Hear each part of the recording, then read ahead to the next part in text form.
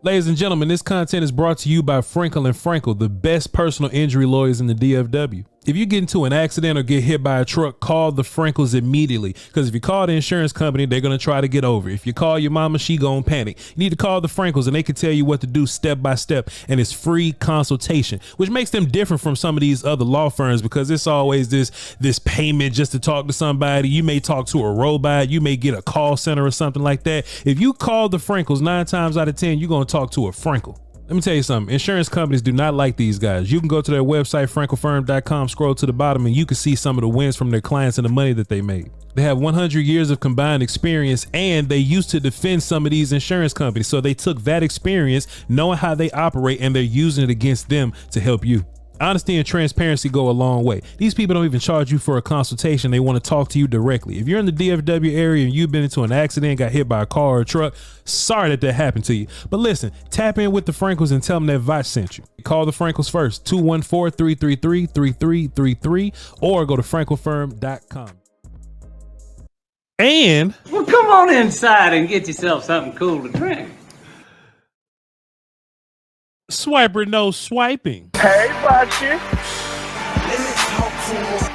BOCHLONB ARD. I appreciate all y'all for tapping in with me. Top of the morning. Shouts out to Bleach Report. Everybody watching on the Bleach Report app, tell a friend to download the Bleach Report app. They're doing cool things with your local team's content creators. So about to be doing a lot of video and streaming content coming up on the Bleach Report, and you don't want to miss a thing. You understand me? So y'all be sure to follow the Cowboy tab, the draft tab, the NFL tab, and you could probably be able to hit follow on Voch Lombardi to stay tuned in with everything that I'm doing. Monday, Wednesdays, and Fridays, we'll be rocking this thing 6 p.m. Central Time, which is the Lord's time. Brian Schottenheimer had a little interview today. Not even an interview. He had a press conference. He had some media availabilities. And we haven't had an opportunity to react to a coach in a while. That's actually not true. We've had many opportunities to react to coaches, but when you're losing, you don't really give a damn what they're talking about. You know what I'm talking about? You feel me? You don't care. You don't care what these people talking about when they talking, and you ain't, you're not getting the result that you want. But Brian Schottenheimer has become the head coach of the Dallas Cowboys. So I pulled a couple of clips that stood out to me. And y'all know I like to ask questions. It's one thing to get the surface level response, because when you listen to Brother Schottenheimer say things, you go, oh, cool, he's gonna do XYZ, but y'all know I like to ask questions, man. Like, why he say that? What did he say that for? And there's a lot of things in this press conference that I responded and reacted to with that question. Why he say that, what he say that for? So I pulled a couple of clips. I got about 4 of them. I had 5, but the 5th one was Stephen Jones, and I didn't want to hear his voice again. Did you hear what I said? You know what I'm talking about? But I got some Schottenheimer clips. Even a little Jerry Jones clip, because I thought, the information would be whatever. And I want y'all to sit back, grab you a snack, get your water, and enjoy this reaction that I'm about to do for you. You feel me? Let's run it for the cardio. As I open up my audio board and all this kind of stuff, make sure my audio is good. We're good. Let's listen to some of the things that was said here. This is Jerry Jones first, talking about the hire in general. Calvin Watkins was like, why? Why, Ebony, why? And Jerry Jones had this. I've sat in handfuls of meetings with Schott. I've listened, I've watched him have deference to his head coach. I've watched him have deference to experience guys like Zimmer, guys like got around. I've watched him bite his lip sometime when he didn't necessarily agree with that direction, but he bit his lip as his daddy would have told him to bite your lip. Have deference to the head coach. I've seen him have deference. In case anyone doesn't know what deference means, we like to go back to the old first grade, second grade skills. They always seem to work. But we go back to root words. Deference, to defer, or submit, or I'm just going to, you got it, my guy. Right? We've seen them have deference to some of these people. Let's just run that back there. What you saying now, Chuck? I've watched him have deference to experience. Guys like Zimmer, guys Louds got around. I've watched him bite his lip sometime when he didn't necessarily agree with that direction, but he bit his lip as his daddy would have told him to bite your lip. Have deference to the head coach. What did he and Mike McCarthy disagree about? Hey, hey, come on. You hear what I said? Salute. What did he and Mike McCarthy disagree about? And Jerry Jones didn't just say, well, I saw him have deference to Mike McCarthy. They shook hands, hugged, and got up out of there. I saw him bite his lips sometimes when he was disagreeing with the leadership. He showed deference. He deferred. He submitted. He said, hey, you got it, player. You in charge. You the head coach. But I bit my lip in the process. What was it? I wonder. That Schottenheimer didn't like that Mike McCarthy was doing. That he had to bite his lip while he was deferring. I thought that was interesting that Jerry would just come out and say that. Because it would imply that it was, I wish I can cuss on Bleach Report. It would imply that it was some major shit going on that you was deferring about. The amount of deference. Was it when Mike McCarthy was being goofy with his play calling, us running upfield and turning around? Was it some of the decisions, with the Amari Cooper saga? I can't even recall how many years ago that was in reference to Schottenheimer. Was it how we're using CeeDee Lamb? Was it the debacle of the last two? It definitely wasn't Amari Cooper. Now I think about it. Was it the Amari Cooper debacle? I mean, not the last 2 years, the first 8 games of the season looking weird, looking strange. What was it? I know losing games can make you bite your lip. I know losing games can upset the piss out of you, but I want to know what specifically was Mike McCarthy on that Schottenheimer wasn't on that caused that. And I think that's important because let's just say this. Schottenheimer's here. Brian Schottenheimer is the new head coach of the Dallas Cowboys. There's no takebacks. There's no, I'm just going to wait this out to see what happens. There's no need to fuss here. He's here for 4 years.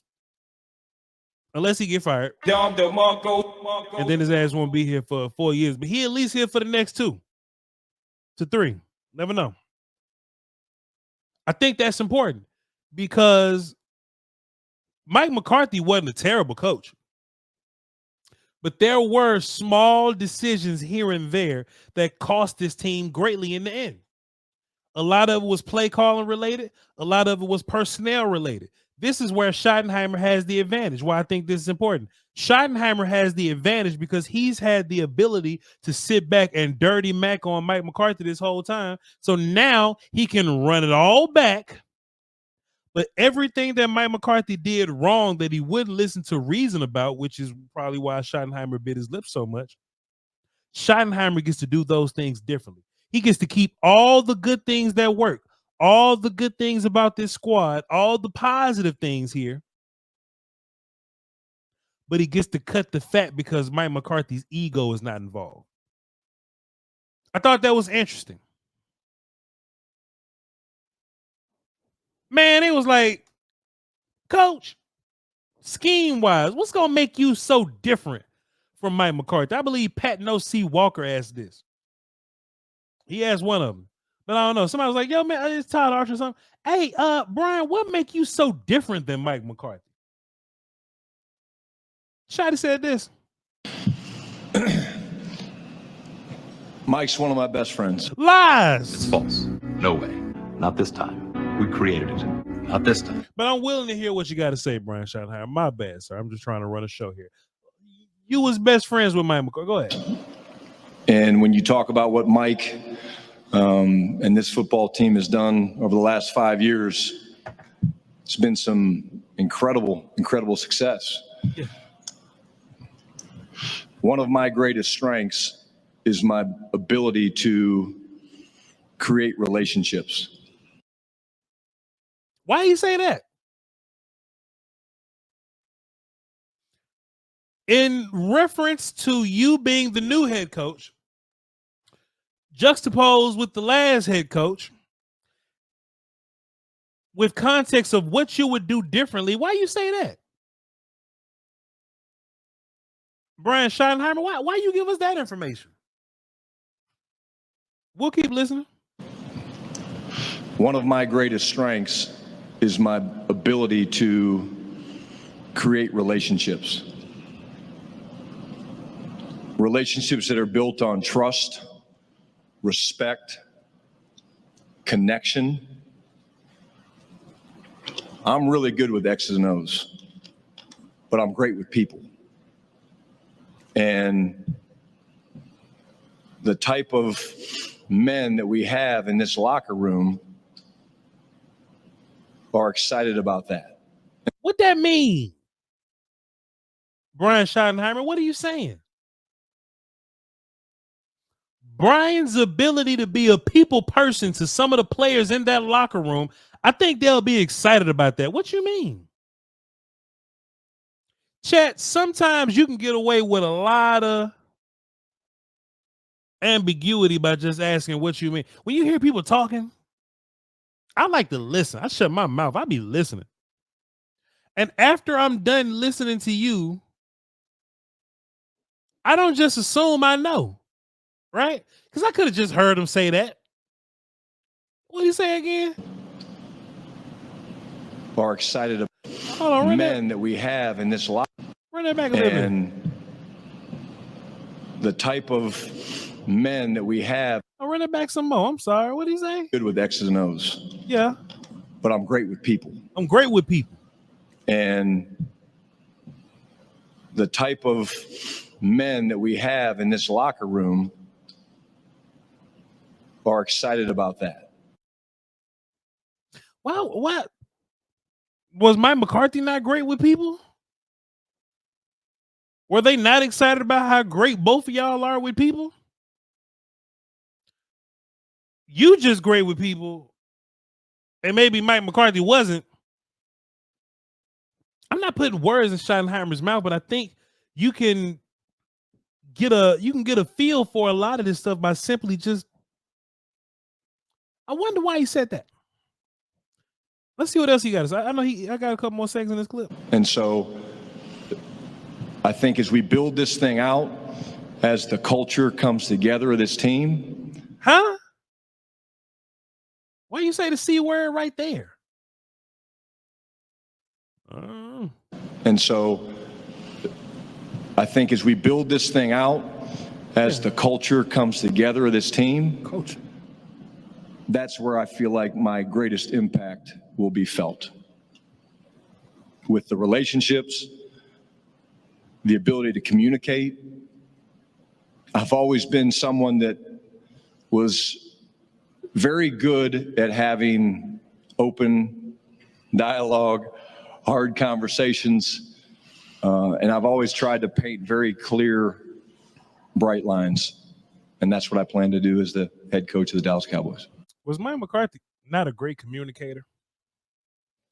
Was Mike McCarthy not a people person? We would hear a lot about Mike McCarthy and the type of coach that he was. Because he don't have no job no more. That's why I say it was or whatever. And we would always hear that Mike McCarthy was a guy that prioritized the health of the players. You know what I'm saying? He would prioritize the health of the players. So he was like a player's coach or whatever. And a lot of people can make the argument that him being so pro player health and going easy on these practices and all this kind of stuff, that could be the reason why the Cowboys tend to look a little soft versus physical teams, but whatever. Maybe Schottenheimer noticed that, but I wonder, just because he was a player's coach, does that mean that the players liked him as a dude? You know, I know Dak Prescott got some positive things to say about Mike McCarthy. I wonder how much of that is legitimate. I wonder how much of that is really what Dak Prescott feels.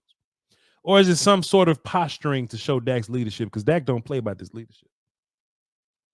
Dak don't play by this leadership. And I don't think anything will come off as fake. If you listen to 105.3 The Fan, the flagship radio station of the Dallas Cowboys, you'll hear Bobby Belt on there in the morning. He'll even allude to the idea that maybe Dak Prescott and Mike McCarthy didn't like each other early, but they learned to work with each other. I wonder if that has something to do with the communication that Shotty says that he's so good at.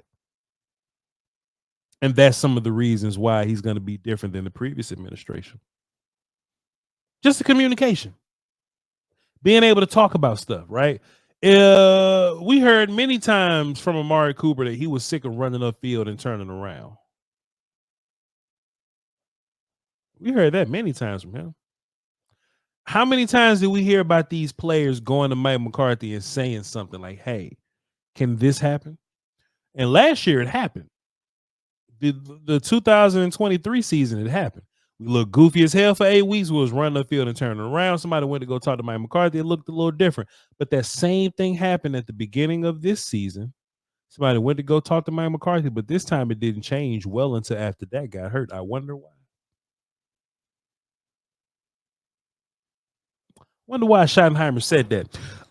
Then they asked him about his system changes, right? What are some of the things that Schottenheimer is going to do that are going to make him closer or more similar to some of our rivals, Eagles, San Francisco 49ers, teams like that? System changes. Head coach Brian Schottenheimer had this to say. Again, I go back to my days with Pete. I think if you go back and you look at some of the things we did in Seattle, obviously the starting point for me would be things that our players do well. You're always going to start with that. If your system's not flexible enough to do what your players do well, then you're probably in the wrong business. Running up field and turning around. I'm playing. But I'm a big believer in cut splits. I'm a big believer in shifts and motions to distort things. We're going to do a great job of marrying our runs and our passes and make those look the same. I'm proud to say that 2 different times in my career as a coordinator, we led the league in rushing, and they go hand in hand. The running game and the action passing game go hand in hand. But I would say there's a tempo element that we're excited to mix in, that our players have all shown an affinity for. And let me expand on that a little bit. Why do players like tempo? Well, they like tempo because it allows them to play free. You guys have heard some of the play calls. Dak could rattle off 4 or 5 of them right now. They're pretty long. So when you go fast and you're playing on the ball, these guys, it's a little bit more like pickup basketball, and those would probably be the biggest things that I would say from an offensive standpoint. That's a lot he said there. He said he wants to cut down splits, so not make the offense so wide. If the offense, covers the whole field like a spread offense would be, then they're using the entire field to kind of, I guess, use yak in the passing game to take advantage of the spaces in the middle of the field. But if he reduces splits and everybody's a little tighter, that means that there's probably going to be a lot of room to the sideline to make plays. So maybe we're going to start running some outside wide zone or something like that. I'm not sure, but let's starting point for me would be things that our players do. Players do well, then you're probably in the wrong business. But believer in shifts and motions. Shifts and motions is huge because Mike McCarthy he didn't even believe water was wet when people around him, and when I say people around, and I mostly mean like the internet, right? When everybody was saying, hey, we should, the more, when we run more than 80% motion, we win games. And we'll have a game where we run 80+% motion and we'll win it. And the very next game, the motion numbers will be down in the 30s and we'll lose in a very embarrassing fashion. I wonder if that's something that goes into Schottenheimer's ability to communicate. I wonder if that goes into Mike McCarthy listening to his guys. I'm curious. I wonder if that's something that Schottenheimer was biting his lip about. We'll see. Distort things. We're going to do a great job of marrying our runs and our passes. And hey, we're gonna run play action sets. First of all, we're gonna get the run going. We're gonna run play action sets. We're gonna actually run play action fakes that align with some of the run plays that we run. If we run outside zone, there's no point to play action ISO run. You should play action outside zone runs if you're going to run outside zone runs. You should play action ISO runs if you're going to run ISO runs. But I'm just a dude with a camera and a microphone. I don't know what I'm talking about. Y'all know me. I don't know nothing. Make those look the same. I'm proud to say that 2 different times in my career as a coordinator, we led the league in rushing, and they go hand in hand. One was LaDainian Tomlinson, and I think other one was one of them backs with the Seahawks, I believe. So he ain't lying about that. The running game and the action passing game go hand in hand. But I would say there's a tempo element that we're excited to. And tempo is important. How many times have we heard, or just as Cowboy fans talking amongst each other, how many times, do we go, oh man, we look really good when we're in no huddle and we're moving the ball quickly. We look great when we're in tempo. These 2-minute looks. These high tempo, these 2-minute looks. We look fantastic when we do that. Why don't we do much? Why don't we do more of it? Because Schottenheimer got to bite his lip and run curls and hitches and slants. I'll tell you what, man. This Schottenheimer character is pretty likable. I won't lie to you. He's very likable. Jerry Jones came down to press conference today and shot down the idea that it was nonsense. That there's no way we only talked to 4 people in this interview process. Did you hear what I said? No way. Not this time. We created it. Not this time. No, not this time. It's totally. Jerry Jones, I believe you only talked to 4 people in this whole interview process. Jerry was appalled that people would even think that. I mean, why would you be? Why would you be? You have to submit to the league if you're talking to somebody. 4 people were submitted to the league offices that you were talking to. Knock it off. Schottenheimer is very likable. And I think you tend to like people more when you hear them speak. I don't want to be lost on the idea that this coaching search was probably some nonsense. And we settled on a fallback plan, which is Schottenheimer. Jerry Jones came back later in the press conference after I was liking Schottenheimer a little bit. He came out later in the press conference and said, man, I ain't even feel the need to interview Ben Johnson and Aaron Glenn. I thought that was a mistake. The Cowboys are not very exhaustive in their coaching searches. They just kind of roll up and just do what they do. And they don't have to worry about people taking their coaches because they end up hiring people that nobody else wants. So as much as I could be optimistic about Schottenheimer, as much as I can say I like the personality and the appearance of leadership coming from him, which is really all he needs to do. He just needs to be a great leader and keep the train on the tracks and let his coordinates coordinate for him. I think Eberflus would be a good hire if that's official or not. I'm not sure. But I think he'll be a really good hire because the Bears defense were always good when he was calling plays. Now, when he had to worry about all his other stuff and calling plays, he kind of fell off a little bit. But the Colts defense was good. Even the Cowboys defense, to an extent, when he was a linebacker coach here, was really good. So if Eberflus is the hire, I can live with that. And that'll be good for Micah, the linebacker, and some of these other linebacker prospects because the linebackers tend to play well under Eberflus. This head coaching thing is a mistake, but I don't think that it makes you a horrible team. It probably doesn't put you over the hump that you're looking for, but I don't know. I don't think it sets you too much far backwards. I still think you're going to have the ability to have a great team. I still think you're going to win a lot of football games. I still think you're going to be a playoff team. But does it make you one of the best football teams in the league? We'll have to see. I think we'll have to see what the rest of the staff looks like. Offensive coordinator and offensive line coach are going to be important conversations. Jerry Jones came out and said that Schottenheimer is going to be calling the plays. We don't know if that's real or not, so we'll see. A lot can change between now and September. I have a positive feel about Schottenheimer because I feel like a good team and a quarterback can carry a head coach. But as long as we not running the field and turning around on offense, I think we are to a good start.